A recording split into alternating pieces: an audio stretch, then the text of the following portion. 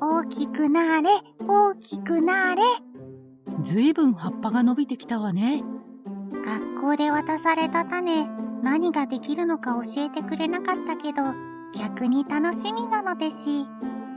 確かにそうね。一応うまく時期とどんなところに植えたらいいかを教えてくれたからよかったけど。美味しいお野菜かな、それとも綺麗なお花かな。どちらでも花子がこんなに一生懸命に育ててるんだもの。きっと素敵な植物が育つわよ。へへへ。それじゃあ今日は寝る前にこんな話をしてあげましょうね。大きな株。あるところにおじいさんがいました。おじいさんは定年後の趣味として小さな農園を借りていました。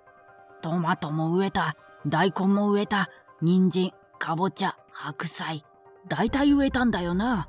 こんなに小さな土地じゃ2回くらい食卓に上がったら終わりですからね。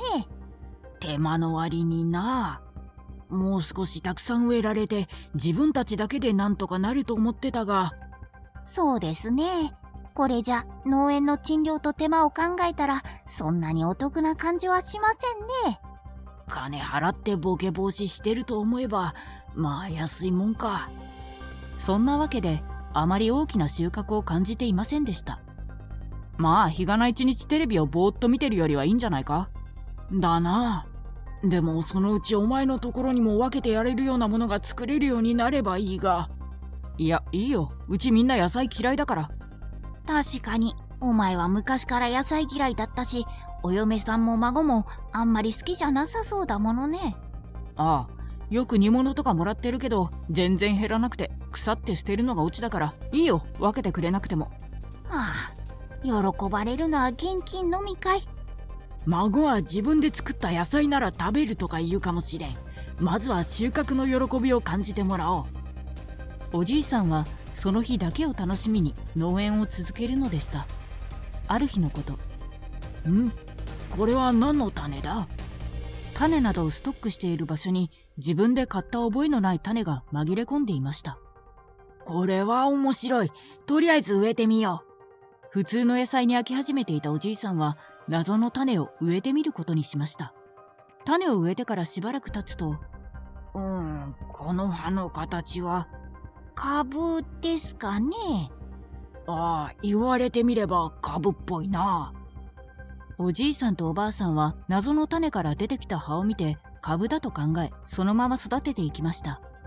すると他の野菜たちよりも明らかに速いスピードで株は成長していきました。ありゃ、しばらく見ないうちにこんなに大きくなったのかい。これはもう収穫時だろう。いや、株はもう少しかかるはずだ。お化けかぼちゃとかのように大きく育つ品種なのかもしれん。まだ育てるぞ。まあ、あなたの農園ですからね。どうぞご自由に。おじいさんはひときわ大きく育っていく株を楽しみに、より一層畑仕事に精を出しました。トマトが取れ、ナスが取れ、株もそろそろ通常でいう収穫期に入る頃。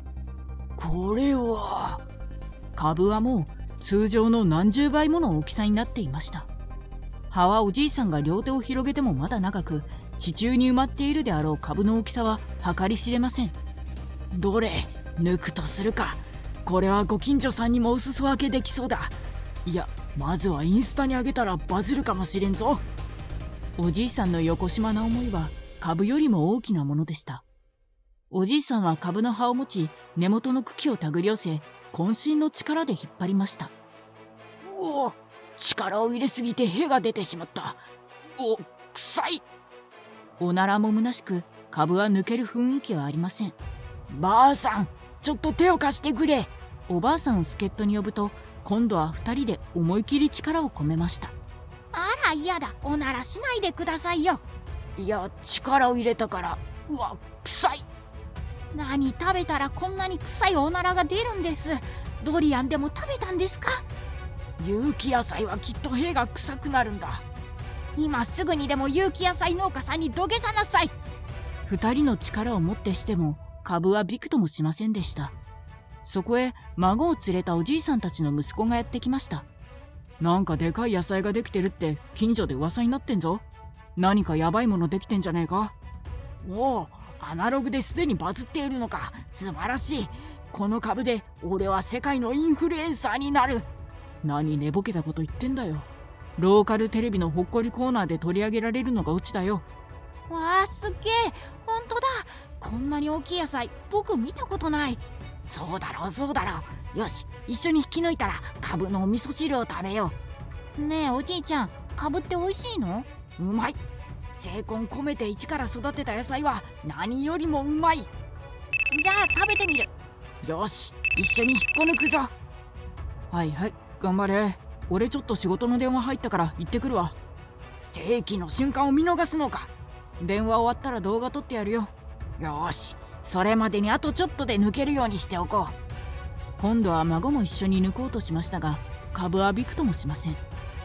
はあ、おじいさんがおなら出ちゃったのがちょっとわかりました。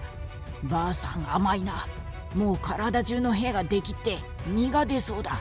もう勘弁してくださいよ。紙おむつの世話になるにはまだ早いです。そこへ飼い猫がやってきました。猫の手も借りたいとはこのことだ。よし、紐でくくって少しでも力の足しにしよう。なりませんよ。冷静になってください。これはもう重機とか借りるレベル。おじいさんはおばあさんの忠告も聞かず、孫の腰に猫とをつなぐ縄をくくりつけました。これじゃあまだ役には立たん。そう言うと、近くにあった横穴に手を突っ込み、中からネズミを取り出しました。そのネズミを猫の手がギリギリ届かない程度の縄で縛ると、孫がぐんと引っ張られそうになります。よし、ばあさんに捕まれ。ばあさんも私に捕まってくれ。ネズミを追いかけようとする猫の力は思ったより強く、かなりの力が加わりました。お、抜けそうじゃん。おじいさんの息子はスマホで動画を撮り始めました。すると、ズズズズズと株だと思われる白い物体が土から出てきました。いや！どうしたんですかおじいさん。顔面株だ。おじいさんが叫んだと同時に株はえも言われぬ叫び声を上げました。一同はその場にうずくまりました。耳が聞こえないよパパ。その場にいた全員、謎の植物の叫び声に鼓膜が破れ、耳からは血が流れていました。取れたか。おじいさんは引き抜いてしまったマントラゴラっぽい植物ではなく、息子のスマホを眺めに行きました。よかった、取れてる。今すぐインスタにアップしなくては。もちろん息子の鼓膜も破れているので、おじいさんが何を言ったのかは分かりません。スマホを奪われたまま耳を押さえてうずくまりました。じいさん、孫の心配でも私や息子の心配でもなく、その動画をインスタに投稿するのに夢中だなんて、私はじいさんが一番怖いですよ。はい、おしまい。あそこまで大きくなる前だったらもう少し被害は少なかったのかも。けれどおじいさんの当初の目的だったインスタでバズるという目標は軽く達成され、全世界で謎の植物見つかると持ちきりになっているそうです。人間の欲望が一番恐ろしいですね。ふふ。おやすみ、花子。皆さんも良い悪夢。